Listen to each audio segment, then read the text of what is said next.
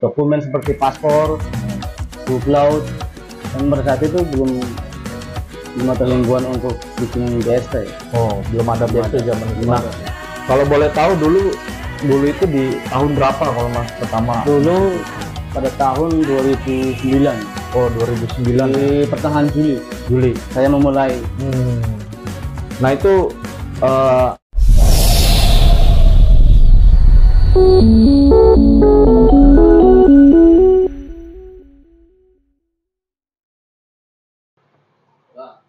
Oke, selamat malam. Assalamualaikum warahmatullahi wabarakatuh. Salam sejahtera untuk kita semua. Alhamdulillah kita bisa bertemu kembali di dalam podcast AP2I, di mana malam ini adalah malam pertama perdana kita podcast untuk berbincang-bincang santai terkait pelaut Indonesia yang bekerja di sektor penangkapan kapal ikan. Dan saat ini, malam ini saya bersama anggota kami, nanti bisa diperkenalkan Mas Samsul. Boleh Mas, perkenalkan diri, dari mana, dan berapa lama Mas nanti ada diskusi terkait berbagi pengalaman. Monggo diperkenalkan diri. Baik. Assalamualaikum warahmatullahi wabarakatuh. Nama saya Samsul Arifin. Saya berasal dari Tegal dan kebetulan saya merupakan anggota dari AP2I, dan saya juga kebetulan sebagai pelaut, yang mana saya adalah BK kapal ikan. Di sini saya diminta untuk menceritakan bagaimana sih pengalaman kerja di kapal ikan, dan mungkin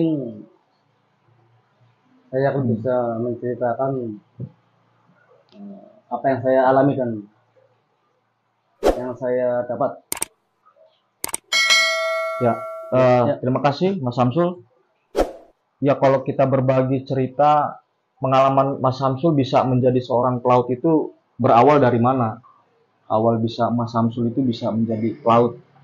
Dulu pertama kali saya terjun di dunia perikanan, yang khususnya dari ABK kapal ikan, bermula dari ketika ada seorang yang menemui saya dan menawarkan sebuah pekerjaan. Akhirnya kebetulan saya juga tertarik ya, sampai akhirnya saya menjual motor untuk Jual motor. Terus membuat dokumen seperti paspor, buku laut, dan pada saat itu belum ada himbauan untuk bikin BST. Oh, belum ada Belum BST ada. zaman itu. Belum Nah, ada. kalau boleh tahu dulu itu di tahun berapa kalau Mas pertama? Dulu Mas itu? pada tahun 2009, Oh, 2009 ya. di pertengahan Juli saya memulai. Nah, itu dapat tawaran itu di kapal apa dulu? Pertama kali ada yang menawarkan saya di kapal ikan berbendera Taiwan. Oh, Taiwan ya. Iya. Langsung di Taiwan. Nah, itu di Taiwan itu bagaimana tuh pengalaman di kapal sampai Mas bisa di atas kapal tuh pengalamannya, kan non pengalaman tuh. Iya. Nah, itu perasaan Mas pertama kali belayar tuh kerja di kapal ikan tuh bagaimana tuh perasaannya? Yang saya rasakan pertama kali naik di kapal itu ya, bingung dan Oh, bingung. gimana ini caranya. Akhirnya saya berpikir kalau begini caranya saya harus beradaptasi ya. Beradaptasi ya. Saya harus belajar beradaptasi, terutama di lingkungan kapal itu sendiri. Nah, Dan itu beradaptasi kalau boleh tahu berapa lama tuh? kalau untuk prosesnya beradaptasi cukup hanya 1 bulan. 1 bulan ya. 1 bulan cukup. Nah, itu bagaimana pertama kali Mas bekerja di kapal ikan, kan notabene sampean kan belum punya pengalaman nih. Iya. Kerja di kapal ikan yang memang basicnya itu berbeda orang bekerja di darat tiba-tiba Mas kerja di atas kapal ikan yang penangkapan ikan itu terasa lah ya. Terasa sekali. Nah itu kawan-kawan ada berapa orang yang apa kan otomatis kan ada berapa orang yang berangkat bersama dengan Mas? Waktu itu kami berangkat semuanya 6 orang 6 orang. dan masih satu PT itu. Ya itu 6 orang itu memang non pengalaman. Semuanya non pengalaman. Nah itu dari PT mana tuh? Masih satu PT. Satu PT. Masih satu PT. Oh. Dan kebetulan memang kami berbeda daerah ya. Oh daerah ya. Kami punya kesepakatan tersendiri. Jadi apapun yang terjadi di kapal kita harus benar-benar saling membantu lah, saling tolong menolong. Nah di situ terasa ya persatuan di antara kawan-kawan tuh saling bersatu, saling menguatkan lah ya, saling ini menjaga sikap dengan baik, saling menghargai dan saling peduli lah. Iya, nah itu apa kapal ikannya apa nih? Apa kan setahu saya ada penangkapan yang untuk kapal ikan, ada cumi ya, cumi samba. Nah Mas tuh di kapal apa penangkapan ikan apa? Ikan atau cumi? Waktu itu kapal yang saya dapat itu duduk kapal cumi samba ya. Cumi samba ya. Kalau di operasi cumi, kapal berlayar dari awal tahun di bulan Januari sampai pertengahan tahun, akhir Mei lah. Setelah itu kapal sandar pulang ke Taiwan. Nanti setelah itu kapal berangkat lagi untuk operasi ikan samba. Oh, jadi prosesnya itu di tengah laut berapa lama tuh penangkapannya itu? Kalau untuk proses penangkapan di fishing ground memakan waktu selama kurang lebih 5 bulan setengah. 5 bulan setengah. Nanti setelah finish, maksudnya akan ke darat atau bagaimana? Kalau tergantung di wilayahnya. Kalau misalkan lagi operasi cumi, setelah selesai di operasi fishing ground, kapal sandar di Cape Town. Oh, Cape Town. Cape Town itu Afrika. masuk Afrika ya? Afrika Selatan. Oke. Lalu pulang ke Taiwan untuk meneruskan perjalanan kembali ke Taiwan. Kontrak berapa lama Mas? Waktu itu kontrak sampai 3 tahun. 3 tahun. Iya. Jadi 3 tahun itu memang di atas kapal gitu atau bagaimana? Di 3 tahun itu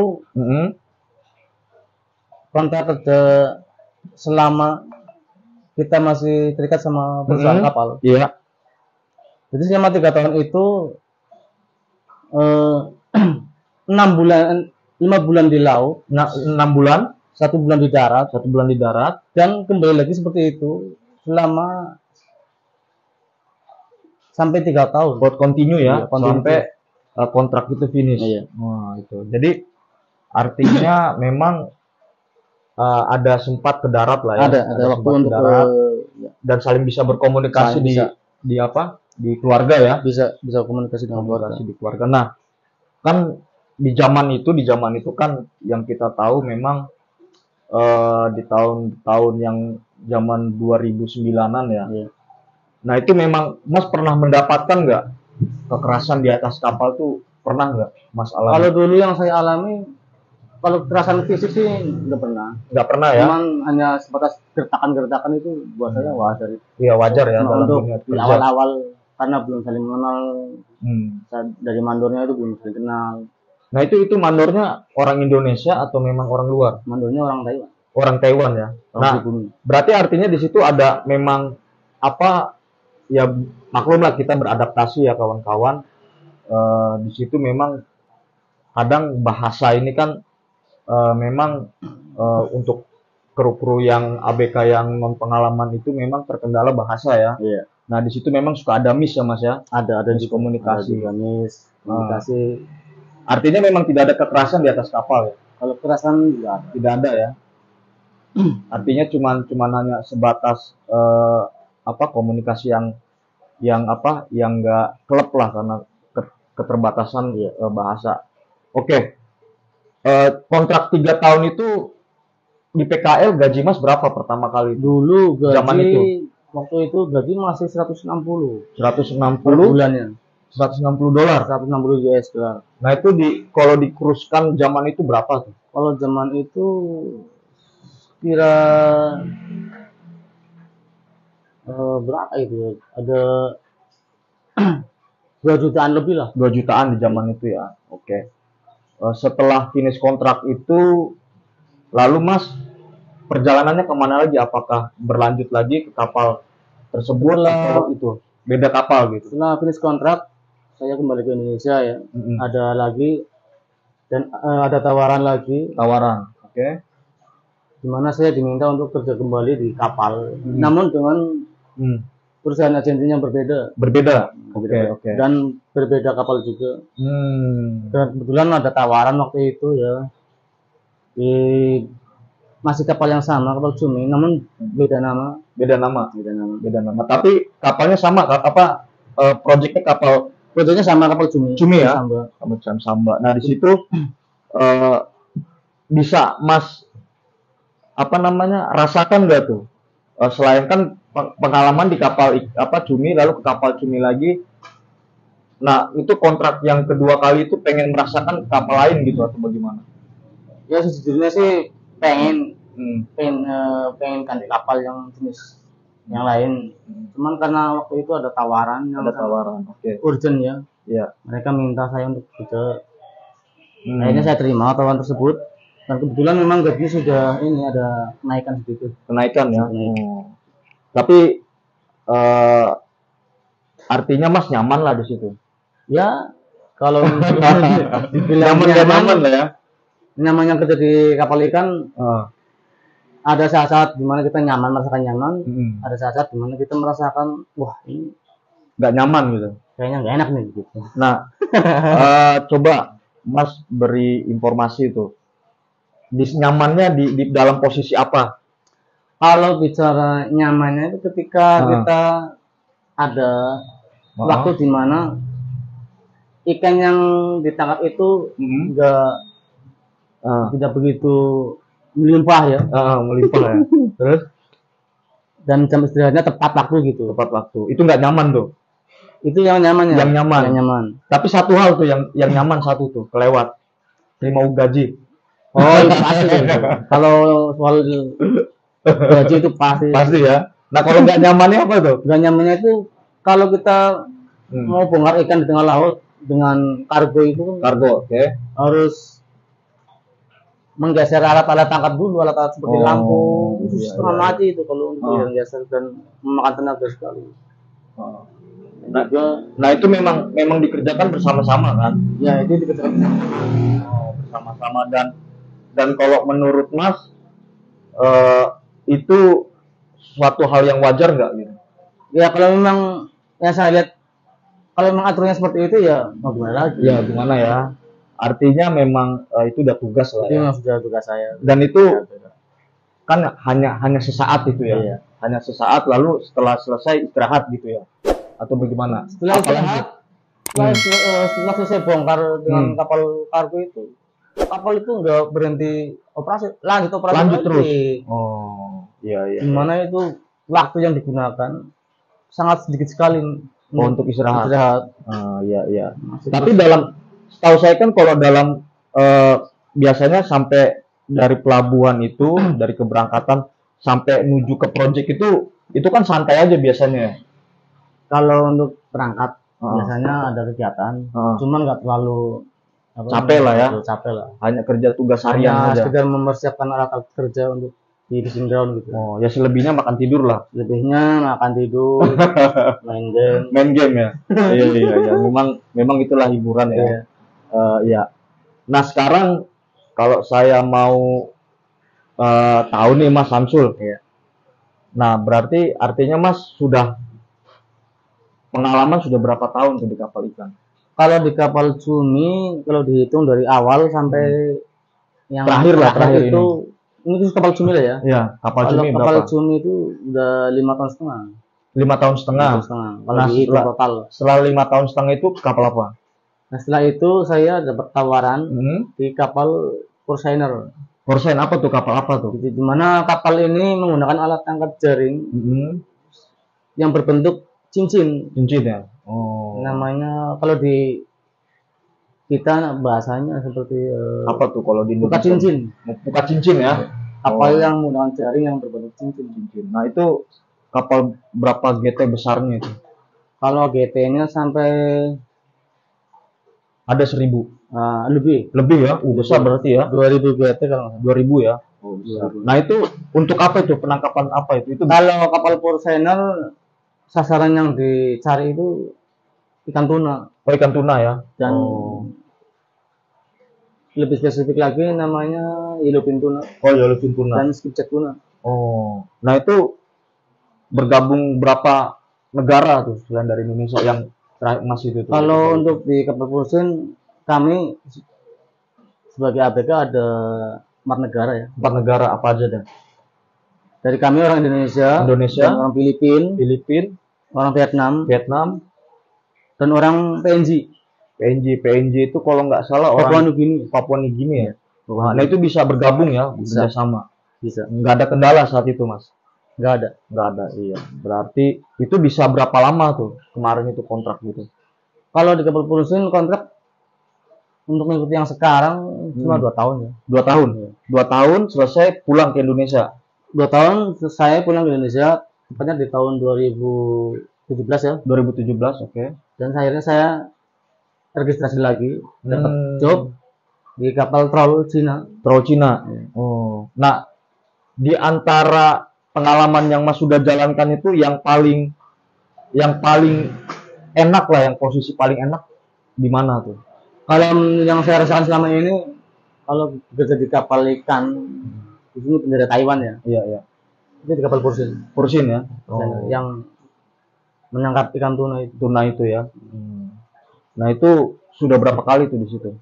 Kalau di Porsenel Taiwan udah 2 kali ya. 2 kali. Udah berapa tahun tuh?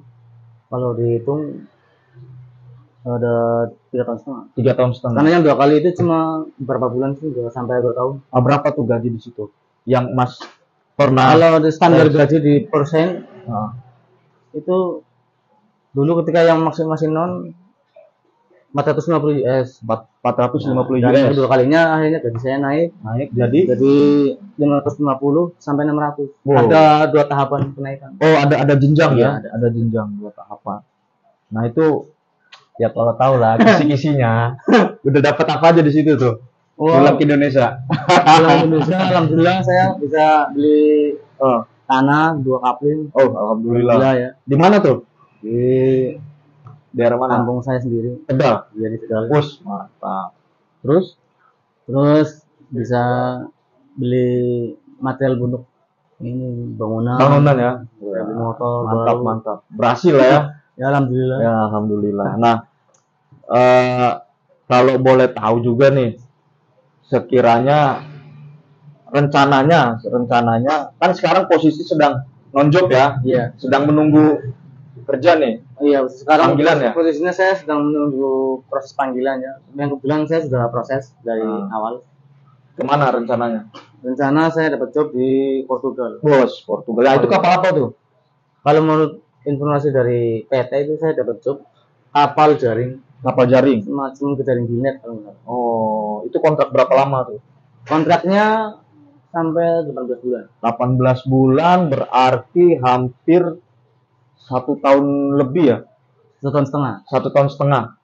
Itu apa? Bendera kapal mana? Bendera Portugal. Cuman saya dapat kapal lokalnya gitu. Lokalnya? Wah, mantap. Berapa tuh gajinya, bro? Gajinya untuk yang sekarang berapa ya? Berapa ya? Range-nya berapa lah kisi-kisinya? Kalau info yang saya dengar, gajinya sampai 850 kalau Euro? Kurang lebih. Euro? Iya, apa dolar? Gajinya euro. Mantap. Nah itu sahabat AP2I pelaut, kalau yang tertarik di kapal ikan yang di mana? Di Portugal. Nah ikut ini jejaknya nih, lumayan gaji euro. Mana tahu kalau minat ya, ya kan? Nah itu apa aja tuh? Kalau memang mana tahu ada subscriber kita yang minat, apa saja sih syarat-syarat untuk ke perusahaan atau di penempatan di Portugal ya? Iya. Nah apa saja tuh yang? Kalau untuk syarat yang harus dipenuhi untuk sebagai kandidat ya. Pertama dia harus punya BST ya, Basic Safety Training ya. BST. buku pelaut. Nah itu nanti ada paspor, dan cuma dokumen data diri harus lengkap, harus valid, dan itu biaya proses juga. Biaya proses. Nah yang setahu Mas lah, kan di Portugal kan notabene kan Eropa ya. Nah kalau yang non pengalaman kira-kira bisa nggak tuh? Kalau untuk non pengalaman bisa. Banyak kok teman-teman saya yang udah kerjain. Mereka juga tadinya non pengalaman. Non pengalaman bisa. Artinya yang non pengalaman saja bisa ya. Bisa. Yang penting yaitu harus melengkapi dari sertifikat BST, buku pelaut, dan paspor ya. Paspor dan ya salah satunya harus agensi penempatan awak kapal di Indonesia itu yang memang izinnya lengkap ya. Yang harus ada izin dari pemerintah ya, dari yang ilegal. Jangan yang ilegal ya.